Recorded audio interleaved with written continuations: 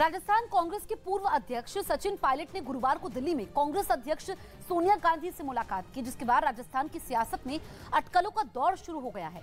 खबर है कि सचिन पायलट को राजस्थान कांग्रेस में एक बार फिर बड़ी जिम्मेदारी मिल सकती है। पायलट की सोनिया गांधी से ये मुलाकात इसलिए भी मायने रखती है क्योंकि सोनिया ने इससे पहले राजस्थान के मुख्यमंत्री अशोक गहलोत से भी मुलाकात की थी और उनसे मिलने के बाद अब सचिन पायलट से मुलाकात हुई है। इस मुलाकात के बाद अटकलें लगाई जा रही हैं कि सचिन पायलट को एक बार फिर कांग्रेस राजस्थान में अध्यक्ष पद की जिम्मेदारी या कुछ अहम जिम्मेदारी दे सकती है। उधर यूरोप के देश स्पेन और डेनमार्क के पीएम ने यूक्रेन का दौरा किया। ये दोनों रूस के हमलों से यूक्रेन में हुई तबाही की जानकारी लेने के लिए राजधानी कीव पहुंचे,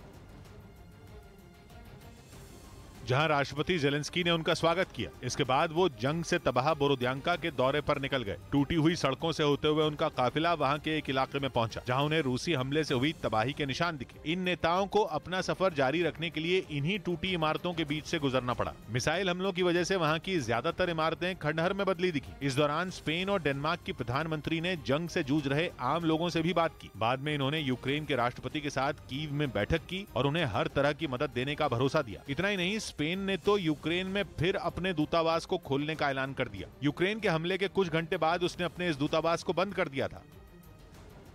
वहीं रूस के इवानवा में रक्षा क्षेत्र में रिसर्च से जुड़े एक इंस्टीट्यूट की बिल्डिंग में भीषण आग लग गई, जिसकी चपेट में आकर 5 लोगों की मौत हो गई और 12 लोग घायल हो गए। सामने आई तस्वीरों में पूरी इमारत आग की लपटों के बीच घिरी नजर आई। ऐसा लगा मानो अंदर कोई बम फूटा हो। तेज लपटें खिड़कियों को तोड़कर बाहर निकलती दिखी। आग इतनी भयानक थी कि देखते ही देखते चंद मिनटों में चारों तरफ धुएं का गुबार छा गया। दमकल की कुछ गाड़ियां आग पर काबू पाने की कोशिश करती नजर आईं, लेकिन आग इतनी भीषण थी कि हेलीकॉप्टर को बुलाना पड़ा। हेलीकॉप्टर की मदद से आग पर काबू पाने के लिए कई राउंड पानी की बौछार की गई, जिसके बाद आग का तांडव कुछ हद तक शांत हुआ। आग जब लगी तो इमारत के अंदर कई कर्मचारी काम कर रहे थे, जिनमें करीब 150 लोगों को सुरक्षित निकाल लिया गया। हालांकि आग कैसे लगी इसका पता नहीं चल सका। वहीं व्लादिमीर पुतिन ने प्रतिबंधों पर पलटवार के लिए 1 जून की डेडलाइन तय कर दी। इस बार पुतिन ने सख्त संदेश देने की चेतावनी दी और यह सख्ती होगी पश्चिमी देशों पर। इसके लिए पुतिन ने अपने मंत्रियों के साथ एक ऑनलाइन बैठक की। इस दौरान उन्होंने पश्चिमी देशों को निशाने पर लिया।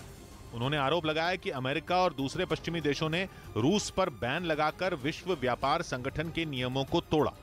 अब पुतिन ने अपने मंत्रियों को आगे की रणनीति बनाने के निर्देश दिए ताकि अमेरिका और दूसरे देशों पर पलटवार किया जा सके। पुतिन की इसी बैठक में रूस के मेटल सेक्टर को संकट से उबारने पर भी चर्चा की गई, क्योंकि पुतिन भी मानते हैं कि पश्चिमी देशों के लगाए प्रतिबंधों से रूस की अर्थव्यवस्था पर बड़ा असर पड़ा। इतना ही नहीं, उन्हें जंग से और झटके लगने का डर सता गया। और उनके डर की एक बड़ी वजह आईएमएफ का अनुमान भी है, जिसने अनुमान जताया कि जंग और प्रतिबंधों की वजह से रूस की अर्थव्यवस्था 8.5% तक गिर सकती है। आईएमएफ के इसी अनुमान के बाद रूसी राष्ट्रपति अपनी अर्थव्यवस्था को पटरी पर लाने में जुट गए। पुतिन ने फरवरी में युद्ध तो शुरू किया, लेकिन उन्होंने सोचा भी नहीं होगा कि यह इतना बड़ा असर डालेगा। कोरोना संकट ने पहले ही रूस समेत दुनिया भर में रोजगार पर बड़ी चोट की थी। फिर रही सही कसर यूक्रेन जंग ने पूरी कर दी। यानी पिछले 2.5 साल में दुनिया का आर्थिक ढांचा बुरी तरह बिगड़ चुका है। इसी जंग की वजह से रूस के स्टील सेक्टर पर भी बड़ा असर पड़ा है। ऐसे में पुतिन अपने कारोबारियों को राहत देने के लिए नए प्लान बनाने में जुट चुके हैं।